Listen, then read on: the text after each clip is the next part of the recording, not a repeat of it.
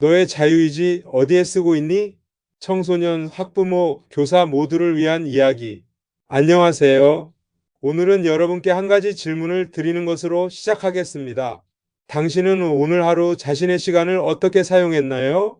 어떤 친구는 유튜브를 보며 시간을 보냈을 수도 있고, 어떤 친구는 게임을 했을 수도 있어요. 또 어떤 친구는 책을 읽거나 운동을 했을 수도 있죠. 다 괜찮아요. 그런데 오늘 우리가 함께 생각해 볼 것은 그 선택 하나하나가 모여서 결국 나라는 사람을 만들어 간다는 사실입니다. 오늘 제가 드리고 싶은 이야기의 핵심 단어는 바로 자유의지입니다. 자유의지란 무엇일까요? 아주 쉽게 말하면 내가 내 삶의 주인이 되어 스스로 선택하고 행동하는 힘입니다. 아무도 강요하지 않았는데 내가 스스로 선택할 수 있는 그 놀라운 능력이요. 여러분, 지금 이 순간 여러분에게는 엄청난 자유가 주어져 있어요. 과거 어떤 시대의 청소년들도 갖지 못했던 자유입니다. 스마트폰 하나면 전 세계의 정보를 손 안에 담을 수 있고, 유튜브에서는 세계 최고의 강사들이 무료로 강의를 올려두었으며, 자신이 좋아하는 것이라면 그림이든 음악이든 코딩이든 춤이든 무엇이든 배울 수 있는 환경이 만들어져 있습니다. 그런데 우리는 이 자유를 어떻게 쓰고 있을까요? 우리나라 청소년의 하루 평균 스마트폰 사용 시간은 무려 4시간이 넘습니다. 그중 상당 부분이 의미 없이 흘려보내는 시간이에요. 특히 짧은 영상들을 끊임없이 넘기다 보면 어느새 1시간, 2시간이 훌쩍 지나가 있죠. 시간은 누구에게나 공평하게 하루 24시간이 주어집니다. 부자든 가난한 사람이든 공부를 잘하든 못하든 그 누구도 하루에 25시간을 받지는 않아요. 그렇다면 이 공평한 시간을 어떻게 쓰느냐가 바로 우리 삶의 방향을 결정합니다. 여기 한 소년의 이야기를 들려드릴게요. 경기도의 한 중학교에 다니던 민준이는 공부도 잘 못하고 딱히 잘하는 것도 없다고 생각하던 평범한 학생이었어요. 친구들 사이에서 존재감도 없었고 집에 오면 그냥 누워서 스마트폰만 보는 게 일상이었죠. 어머니는 걱정이 됐지만 강요할 수는 없었어요. 어느 날 민준이는 우연히 유튜브에서 한 영상을 보게 됩니다. 14살 소년이 직접 앱을 만들어 창업한 이야기였어요. 민준이는 충격을 받았습니다. 저 아이도 나랑 나이가 같은데? 그날 이후 민준이는 달라졌어요. 스마트폰을 여전히 쓰지만 이제는 코딩 강의를 찾아봅니다. 처음엔 30분도 집중이 안 됐지만 매일 조금씩 자신이 스스로 선택해서 공부했어요. 아무도 시키지 않았어요. 오직 자신의 자유의지로요. 2년 후 민준이는 교내 소프트웨어 대회에서 수상했고 고등학교 진학 후에는 교내 IT 동아리 대표가 됐습니다. 가장 감동적인 건 민준이 어머니가 아들의 시상식 날 소리 없이 눈물을 흘렸다는 거예요. 내가 아무것도 안 시켰는데 이 아이가 스스로 이렇게 컸구나. 이제 조금 무거운 이야기를 해볼게요. 최근 몇 년간 학교 폭력, 사이버 폭력이 심각한 사회 문제로 떠오르고 있습니다. 약 5만 명의 학생이 학교 폭력을 경험한다고 응답한 조사가 있어요. 그리고 사이버 폭력, 즉 카카오톡 단톡방에서의 따돌림, SNS에서의 욕설과 비방, 악성 댓글은 갈수록 늘어나고 있어요.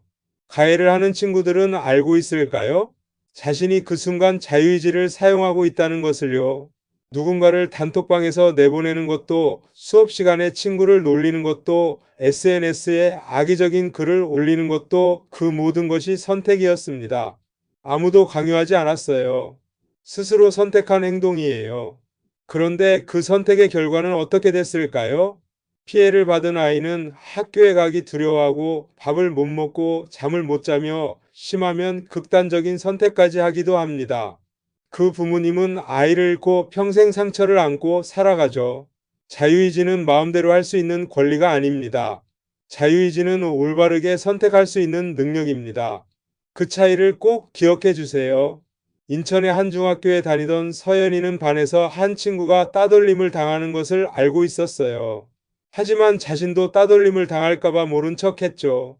어느 날 급식을 먹으러 가다가 그 친구 혼자 구석에 앉아 밥을 먹는 모습을 봤어요. 아무도 옆에 없었고 그 친구는 고개를 숙인 채 밥만 먹고 있었어요. 서연이는 그 순간 가슴이 너무 아팠대요.